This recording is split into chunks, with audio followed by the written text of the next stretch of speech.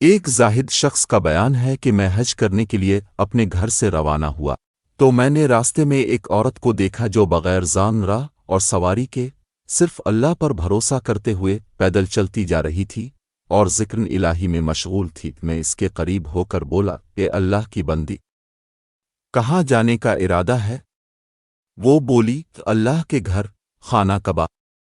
میں نے کہا، تمہارے پاس نہ سفر کا سامان ہے نہ سواری۔ وہ بولی، اگر تم میں سے کوئی شخص دعوت دے اور لوگوں کو بلائے تو کیا اس کے مہمانوں کے لیے یہ مناسب ہے کہ وہ اپنا کھانا ساتھ لائیں؟ میں نے کہا، نہیں، ہرگز نہیں۔ تو اس عورت نے کہا، اللہ پاک کی ضیافت کا حق اس سے کہیں زیادہ ہے۔ پھر وہ ہمارے ساتھ ہو لی اور جب پتھریلی زمین پر آتر تو کہنے لگی، میرے رب کا گھر کہاں ہے؟ اسے کہا گیا، ابھی تھوڑی دیر میں تم اسے دیکھ لو گی۔